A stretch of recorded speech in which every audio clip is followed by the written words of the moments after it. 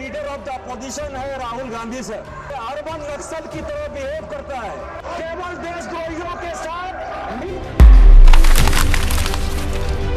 राहुल गांधी क्या वाकई सत्ता के लिए देश को बांटने की साजिश रच रहे हैं? क्या Rahul Gandhi Vietnam, Cambodia, Bahrain और थाईलैंड जैसे देशों में केवल देशद्रोहियों से मिलने जाते हैं? दस्तावेज में आखिर क्या सच छिपा है? क्या संसद में बैठा एक बड़ा नेता टुकड़े टुकड़े गैंग का रिंग लीडर है? सुनने में ये आरोप बेहद गंभीर लगते हैं और अगर ये सच है तो राजनीति की दिशा इससे बदल सकती है। लेकिन ठहरिए, ये हम नहीं कह रहे, ये आरोप लगाए हैं भाजपा सांसद निशिकांत दुबे ने और जिन पर लगाए गए हैं वो है लोकसभा में विपक्ष के नेता खुद राहुल गांधी। दस्तावेज में आरोप के ढर्रे लगे हैं। अब आपको पूरा मामला हम बताते हैं। बीजेपी सांसद निशिकांत दुबे ने लोकसभा में और अपने सोशल मीडिया अकाउंट एक्स पर दावा किया कि उनके पास बड़े स्तर पर दस्तावेज है। उन्होंने कहा कि ये दस्तावेज राहुल गांधी के खिलाफ गंभीर आरोपों से जुड़े हैं। उन्होंने लोकसभा स्पीकर से अनुमति मांगी है ताकि इन आरोपों पर सदन में चर्चा हो सके।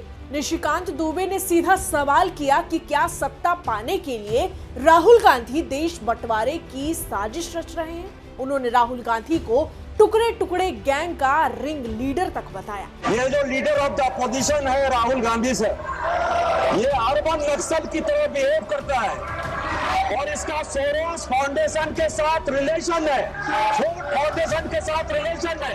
ये वियतनाम, कंबोडिया, बहरीन, थाईलैंड केवल देशद्रोहियों के साथ मिलकर जाता है और ये कभी चुनाव आयोग पर, कभी संविधान पर, कभी स्पीकर पर, जितने भी संवैधानिक संस्थाएं हैं सुप्रीम कोर्ट पर, उसके ऊपर आरोप लगाता है।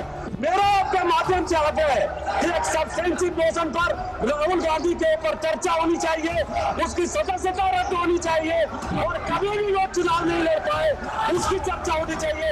इसका सभी देशद्रोही, जितने देशद्रोही सेम पित्रोदा सोरोस फाउंडेशन के साथ मिलकर इस देश को टुकड़े टुकड़े करना चाहता है और टुकड़े टुकड़े करता है ये नेता राहुल गांधी। भाजपा सांसद का आरोप है कि राहुल गांधी का संबंध सोरोस फाउंडेशन और फोर्ड फाउंडेशन से है जो मोदी सरकार के खिलाफ काम करती है। यही नहीं, दुबे ने दावा किया कि Rahul Gandhi Vietnam, Cambodia, Bahrain और थाईलैंड जैसे देशों में केवल देशद्रोहियों से मिलने जाते हैं। उन्होंने राहुल गांधी के हालिया लोकसभा भाषण को अमर्यादित आचरण बताया और इसकी जांच एक संसदीय समिति से कराने की भी मांग कर दी।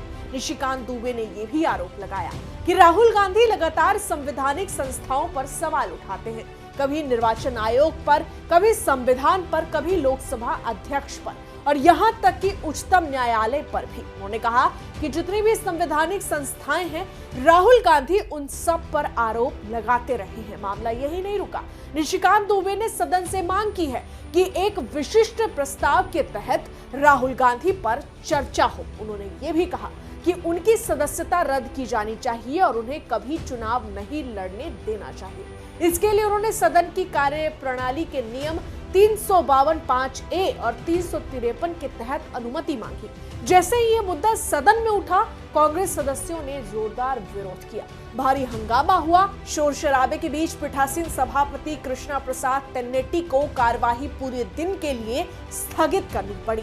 इससे पहले संसद परिसर में भी निशिकांत दुबे कह चुके थे कि उन्होंने राहुल गांधी के खिलाफ विशिष्ट प्रस्ताव लाने के लिए नोटिस दिया है। तो साफ कर दें कि देश बंटवारे की साजिश का आरोप है, संवैधानिक संस्थाओं पर सवाल उठाने का आरोप है, विदेशी फाउंडेशन से संबंध का आरोप है। ये सारे दावे भाजपा सांसद निशिकांत दुबे ने लगाए हैं। यही नहीं, उन्होंने अपने एक्स हैंडल पे भी पूरा विस्तार से इस बारे में बातचीत की। अब देखना यह है कि क्या इन आरोपों पर सदन में विस्तृत चर्चा होगी, क्या कोई जांच बैठेगी या मामला राजनीतिक टकराव के रूप में ही आगे बढ़ेगा। फिलहाल इन आरोपों ने राजनीतिक माहौल को जरूर गरमा दिया है और सवालों पत्रकारों के घेरे में खड़े हैं खुद विपक्ष के नेता राहुल गांधी। गौरतलब है कि राहुल गांधी जब भी अपने विदेश यात्रा पर रहते हैं, बीजेपी ने आरोप लगाया है कि वो ऐसे संगठन या ऐसे व्यक्ति से बातचीत कर रहे हैं या फिर चर्चा कर रहे हैं या फिर कोई मीटिंग कर रहे हैं जिसमें भारत विरोधी गतिविधियों पर जोर डाला जा रहा है।